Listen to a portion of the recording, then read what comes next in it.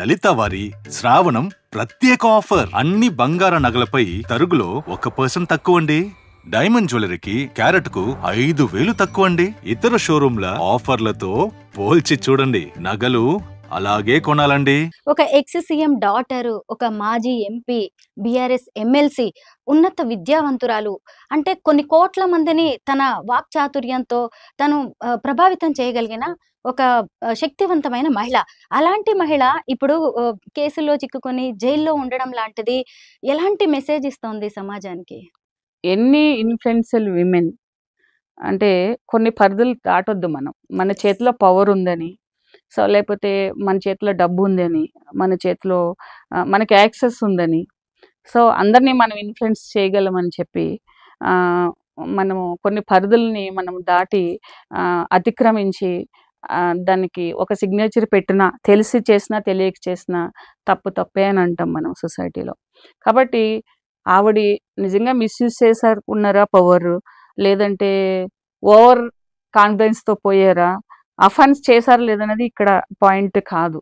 కానీ కొన్ని పరిధులు దాటడం అయితే జరిగిందని మనం అనుకోవాలి. ఎందుకనంటే ఏది ఒక ఇది లేకుండా, ఇప్పుడు నేను ఒక బెయిల్ వేస్తాం ఒక అడ్వకేట్, దాంట్లో ఆ సెక్షన్ రాయకుండా ఉంటే అది జడ్జి యాక్సెప్ట్ చేయరు. సో ఇన్వాల్వ్మెంట్ ఎంత ఉంది, తప్పులో అంటే నేరం చేయడంలో ఇన్వాల్వ్మెంట్ ఉందా, నేరస్తులతో కలిసి ఉండడంలో ఇన్వాల్వ్మెంట్ ఉందా అనేది మనకు తెలియదు. ఎక్కడో ఒక చోట మిస్లీడ్ అయితే జరిగింది కాబట్టి అది ఒక బ్యాడ్ ఇన్ఫ్లుయెన్స్, ఒక బ్యాడ్ పీరియడ్లోకి అయితే ఆవిడ వెళ్ళిపోయారు. సో దట్ ఎంత గొప్ప వాళ్ళైనా మనకు ఒకటి చెప్తారు, ఎంత మనం సాధించామనేది కాదు, ఎంత మనం నిలబెట్టుకున్నాం అనేది ఇంపార్టెంట్. సో నిలబెట్టుకోవడంలో ఆవిడ ఫెయిల్యూర్ అయ్యారు అంతే. కరెక్టే. చట్టానికి ఎవరు అతీతులు కాదు, చట్టం ముందు అందరూ సమానమే అని ఈరోజు కవిత కేసు ప్రూవ్ చేస్తోంది కూడా. కవిత కేసే కాదు, ఇప్పుడు చాలా మంది పొలిటీషియన్స్, అంటే సెంట్రల్ లెవెల్లో ఉన్న పొలిటీషియన్స్, ఎంతో ఈవెన్ లా చేసిన వాళ్ళు చాలా మంది, అంటే సుప్రీంకోర్టులో మంచి మంచి అడ్వకేట్గా ఉన్న వాళ్ళు, ప్రాక్టీస్ చేసి మానేసిన వాళ్ళు, తర్వాత సీనియర్స్, అంటే సమాజంలో జరిగిన తప్పుని ఇలా ఎత్తి చూపించే వాళ్ళు కూడా కొన్ని సందర్భాల్లో వాళ్ళని ఇరికించడమా ఇరకడం అనేది కొన్ని జరిగినాయి. అలా జరిగినప్పుడు కూడా అప్పుడు మనకు అర్థమవుతుంది ఎంత వాళ్ళైనా కూడా చట్టానికి ఎవరు అతీతులు కాదు, చట్టానికి ఎవరు చుట్టాలు కాదు, చట్టం తన పని తను తీసుకుని పోతుంది అనేది జరుగుతుంది. మనం ఏమనుకుంటాం అంటే బయట ఉండి రకరకాలుగా ఆలోచిస్తాం. కోర్టులోకి వెళ్ళి ఒక బెయిల్ వేసి అది ఆర్డర్ తీసుకొచ్చి దానికి షూరిటీస్ పెట్టి జైల్లో ఉన్న అతను బయటకు తీసుకురావాల్సినప్పుడు ఎన్ని రికార్డుల్లోంచి ఆ పేరు ముందుకెళ్తుంది. ఒక ఆర్డర్ కాపీ రావాలంటే అది ఎంత హర్రీ ఉంటుంది అనేది ఒక అడ్వకేట్ గా మాకు తెలుసు. సో బయట ఉన్న వాళ్ళు ఏంటంటే మొన్న ఈయనకి ఇచ్చేస్తారు, ఇప్పుడు ఈమెకి ఇచ్చేస్తారు. ఇదేమి సీరియల్ కాదు కదా, డిపెండ్ అపాన్ అక్కడ సర్కమ్స్టాన్స్ బట్టి కూడా కొన్ని ఉంటాయి. సో వర్రీ అవ్వాల్సిన అవసరం అనేది జనరల్గా ఒక లీడర్ కాబట్టి అందరూ ఎదురు చూస్తారు, ఫ్యామిలీ వాళ్ళకి డెఫినెట్గా ఉంటుంది, కానీ అది జరిగేటప్పుడు జరుగుతుందండి. అవును, అంటే మనీష్ సిసోడియాకి బెయిల్ ఇచ్చారన్నా గానీ అక్కడ అన్ని లా ప్రకారం నడిచింది, అలా వెళ్ళింది కేసు కాబట్టి ఇచ్చారు ఆయన. అలా ఇప్పుడు జనరల్గా పొలిటికల్గా వస్తే ఎన్నో రకాలు మాట్లాడుకుంటారు. మేబీ ఒక అడ్వకేట్గా నేను అది మాట్లాడలేను. కానీ ఏమంటే మనీష్ సిసోడియాకి వచ్చిందంటే డెఫినెట్ గా 1.5 year ఉన్నారు కాబట్టి మాక్సిమం పీరియడ్. ఇప్పుడు జగన్ గారు కూడా అప్పుడు లాస్ట్ ఇలాంటి క్రైమ్ లోనే పోయినప్పుడు 16 months ఉన్నారు. కలీమోని గారు కూడా దాదాపు 1.5 year 18 months ఉన్నారు. సో A1 గా ఉన్న వాళ్ళు ఎప్పుడు కూడా ఏదో ఇంత పీరియడ్ అనేసి డెఫినెట్ గా ఇన్వెస్టిగేషన్ అంతా కంప్లీట్ అయ్యేటప్పటికి ఉంటుంది.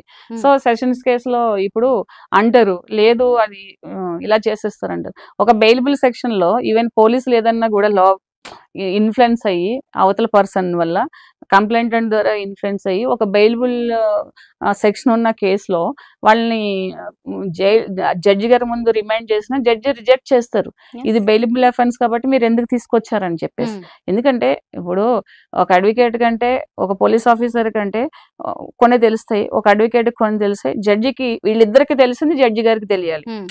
ఒక పోలీసు రిమైండ్ చేసిన పోలీస్కి, బెయిల్ వేసిన అడ్వకేట్కి తెలిసిన రెండు లా అండ్ ఆర్డర్ కూడా జడ్జి గారికి తెలియాలి. అంటే ఈ రెండు ఆయనకి తెలిసినప్పుడు, అంటే ఈడీ తప్పు చేసిందా లేకపోతే అడ్వకేట్ ఎలా ఆర్గ్యూ చేస్తున్నాం అనేది వాళ్ళకి తెలిసినప్పుడు వాళ్ళు రిజెక్ట్ చేశారంటే సంథింగ్ పాయింట్స్, వ్యాలిడ్ పాయింట్స్ ఉంటాయి.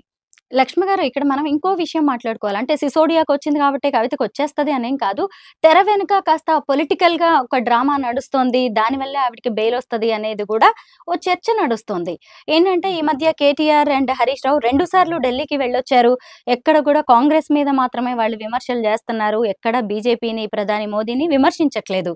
పైగా ఇంకా వేర్వేరుగా ఆఫ్ ద రికార్డ్ చర్చ కూడా నడుస్తోంది.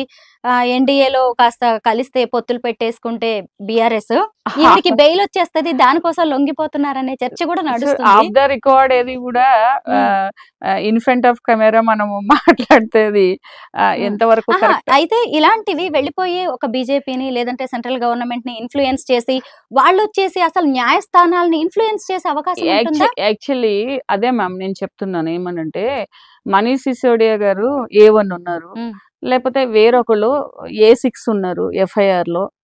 A2కి ఇవ్వకోకుండా A6కి ఎలా ఇస్తారు ఇన్ఫ్లుయెన్స్ చేసినా కానీ? ఎస్. ఇప్పుడు ఇస్తే అందరికి ఇవ్వాలి కదా. A1కి ఇచ్చేసారు, వరుసన అందరికి బెయిల్ ఇచ్చుకుంటే రావాలి. ఇప్పుడు కవిత గారి దగ్గర ఇంకా 40-50 మంది నిందితులు అన్నప్పుడు ఇంకా చాలా మంది ఉన్నారు. ఇన్ఫ్లుయెన్స్ చేసేస్తే కవిత గారు లాస్ట్ 50 అనుకుందాం, ఇన్ఫ్లుయెన్స్ చేసేసి ఈ పార్టీని తీసుకెళ్లి బీజేపీలో మెడ్ చేసేస్తే 50 ఉన్న వాళ్ళకి వచ్చేస్తుందా? ఈ 40, 30, 20 వదిలేసి ఇవన్నీ ఏంటంటే ఊహాగానాలు. చాలా వరకు 80% ఊహాగానాలు ఉంటాయి. లాబింగ్ ఎంత వరకు ఉంది, లేకపోతే ఇవన్నీ ఎంత వరకు ఉన్నాయి, హరీష్ రావు గారు ఎందుకు ఢిల్లీ వెళ్ళారు, కేటీఆర్ గారు ఎందుకు ఢిల్లీ వెళ్ళారు అనేది మనం పక్కన పెడితే, ఏదైనా రూల్స్ ని, లాని, అంటే చట్టాన్ని ఇన్ఫ్లుయెన్స్ చేయొచ్చు అంటే అనుకుంటామేమో గానీ, అంటే పోలీస్ స్టేషన్ పరిధి వరకు మనం ఏదన్నా చేయొచ్చు అనుకుంటాం గానీ, లాని ఇన్ఫ్లుయెన్స్ చేయడం అంటే ఒక జడ్జిని ఇన్ఫ్లుయెన్స్ చేయడం, ఒక కోర్టుని ఇన్ఫ్లుయెన్స్ చేయడము అంత ఈజీగా అవ్వదు. ఎందుకంటే సుప్రీంకోర్టు కూడా చాలా విషయాల్లో రాజకీయ పార్టీలు కూడా కొన్ని మొట్టికాయలు వేస్తూ ఉంటుంది, సెంట్రల్ కూడా కొన్ని మొట్టికాయలు వేస్తుంది, సెంట్రల్ కూడా నోటీసులు ఇష్యూ చేస్తుంది.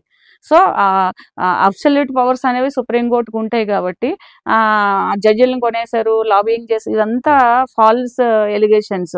సో పక్కకు పెడితే ఇన్ఫ్లుయెన్స్ చేయడం అనేది పక్కన పెడితే, ఒకవేళ ఇప్పుడు బెయిల్ వచ్చింది అనుకోండి, A1కి ఇచ్చారు కాబట్టి మనీష్ సిసోడియా గారికి ఇచ్చారని ఆటోమేటిక్ గా ఆడవాళ్ళకు ఉండే కొన్ని ప్రైమరీ అంటే రూల్స్ కానీ, కొన్ని చట్టాలు అంటే కొన్ని రూల్స్ పెట్టుకుని, లేకపోతే ఆవిడ మధ్యలో ఉన్నారు కాబట్టి వచ్చేసింది అనుకోండి, వచ్చేసేమంటారు పార్టీలు కలిసిపోయి వీళ్ళు ఏదో చేస్తారు అంటారు. సో అప్పుడు కూడా అదే అన్నారు కదా, ఏమన్నారు, ఎందుకు అరెస్ట్ చేయట్లేదు, సీఎం డాటర్ కాబట్టి అరెస్ట్ చేయట్లేదు, ఊరికే నోటీస్ పిలుస్తున్నారు పంపిస్తున్నారు, ప్రజలన్న పిచ్చోళ్ళ చూడడానికి, ఊరికే ఎందుకు ఢిల్లీ పిలుస్తారు, ఎందుకు నోటీసులు ఇస్తారు అనేసి అన్నారు. కానీ వాళ్ళు టైం వచ్చినప్పుడు, వాళ్ళ ఇన్వెస్టిగేషన్ అంతా కంప్లీట్ అయినప్పుడు వాళ్ళు అరెస్ట్ చేస్తారు కదా. ఒక సీఎం డాటర్ అని కానీ, లేకపోతే ఎమ్మెల్సీ అని కానీ, విమెన్ అని కానీ వాళ్ళు ఏం చేయలేదు, ఇది కాలేదు కదా. సో ఇవన్నీ ఏంటంటే కస్టడీలో తీసుకున్నప్పుడు వాళ్ళు చట్టాలను రూల్స్ ఉల్లంఘించిన, లేకపోతే యాజ్ పర్ రూల్ ప్రకారంగా వెళ్ళినా అరెస్టే కదా. కరెక్టే. దానివల్ల ఇంకో పిటిషన్ వేసి మనం టైం వేస్ట్ చేసుకోవడం తప్పిస్తే, ఇప్పుడు వాళ్ళు చెప్పిన ప్రకారంగా తీసుకెళ్ళినా అరెస్ట్ చేస్తారు, వీళ్ళు చెప్పిన ప్రకారంగా తీసుకెళ్ళినా అరెస్ట్ చేస్తారు. సో అది ఫాస్ట్ గా చేశారు, వాళ్ళు అన్ని ప్లాన్డ్ గా చేశారు. ఈడీ అంటే అది కొంచెం